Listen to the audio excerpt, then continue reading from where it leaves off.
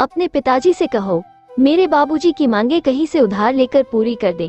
जब मैं नौकर हो जाऊंगा तो तुम्हारे पिताजी का कर्जा उतार दूंगा। ये भी असंभव है, मेरे पिताजी दामाद का ऋणी होना पसंद नहीं करेंगे। अरे तो बाबा फिर फैसला कैसे होगा? देखो, शायद मेरे पिताजी 4-5 हजार तक तो कर सकते हैं, ऐसा मैंने उनकी बातों से सुना है जो कभी कभी वो दोस्तों में बैठकर करते। बेकार है, मेरे बाबूजी की मांग इससे कहीं बड़ी है, 1000-2000 की छूट हो सकती है, उससे अधिक की नहीं। तुम स्वयं सोचो नलिन, मेरे बाबूजी कोई बहुत आदमी नहीं है, केवल तांगा चलाते हैं और एक कोचवान की आमदनी ही कितनी हो सकती है? एकाएक माधवी के गले से एक अजीब सी आवाज निकली, साथ ही नलिन ने भी घोड़े की टापों के साथ तांगे के पहियों की भी आवाज सुनी और फिर घोड़े की हिनहिनाहट भी गूंजी।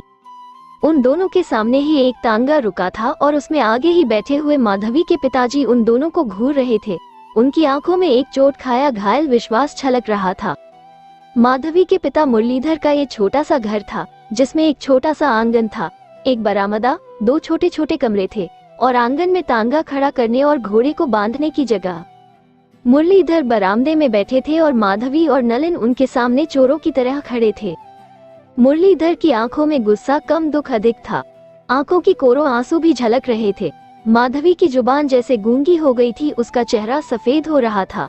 नलिन ने खनखारा, फिर धीरे से बोला, पिताजी, शायद आप इस बोध भ्रम में हैं कि माधवी ने आपके सम्मान और विश्वास को ठेस पहुंचाई है, मगर मैं और माधवी गीता पर हाथ रखकर सौगंध खा सकते हैं कि हम दोनों के बीच प्यार के सिवा कोई रिश्ता नहीं, और न हम दोनों आपके आशीर्वाद के बिना कोई कदम आगे बढ़ाते।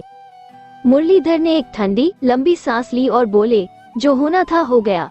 इतना विश्वास तो मुझे भी अपने खून पर है, मगर क्या तुम्हें शुरू ही से मालूम था कि माधवी का पिता तांगा चलाने वाला कोचवान है? पिताजी, ये तो व्यवसाय है, कोई जाति नहीं। तुम्हारे पिता करते क्या हैं? रेलवे में बुकिंग क्लर्क है। तुम्हें विश्वास है कि वो एक तांगे वाले की बेटी को बहू बनाने पर सहमत हो जाएंगे? मुझे उनसे बढ़कर अपने प्यार की सच्चाई और भगवान पर विश्वास है।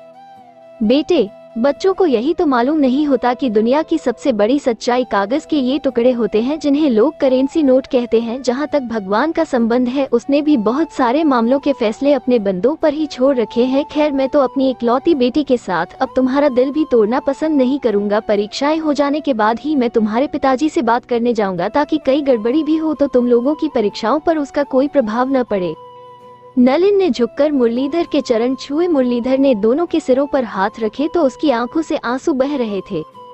चंद्रमोहन गुप्ता बहुत खुश घर में दाखिल हुए और पत्नी से बोले, नलिन कहाँ है? अंदर है।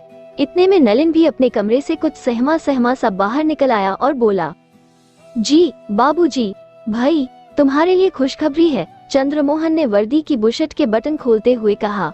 वो क्या बाबूजी? नलिन ने शिष्टता से पूछा। नंबर 1, तुम फर्स्ट क्लास फर्स्ट पास हुए हो। इस खबर से सारा स्टाफ खुश हुआ। कैंटीन में सबको नाश्ता कराना पड़ा। सबसे अधिक प्रसन्नता स्टेशन मास्टर को हुई।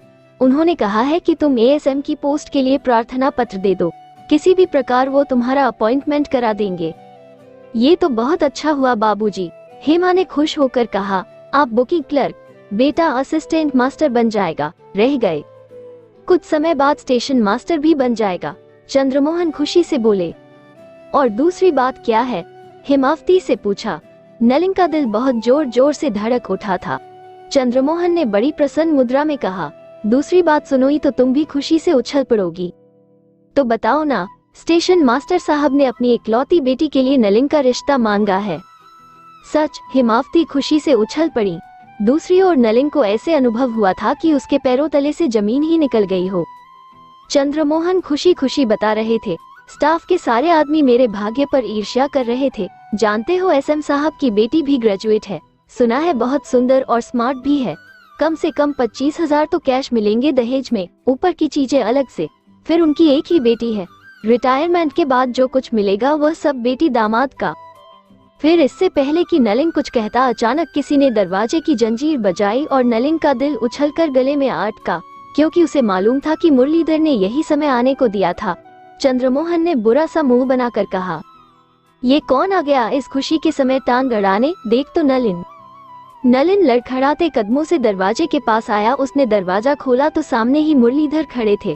उन्होंने साफ सुथरी धोती, साफ कुर्ता और वास्कट पहन रखी थी, सिर पर टोपी भी थी। नलिन ने उन्हें नमस्ते किया। मुरलीधर ने अभिवादन का मुस्कुराकर उत्तर देते हुए पूछा, है तुम्हारे बाबूजी घर में? जी हाँ, चंद्रमोहन ने ऊंची आवाज में पूछा। कौन है, क्या बात है? नलिन का गला सूख रहा था।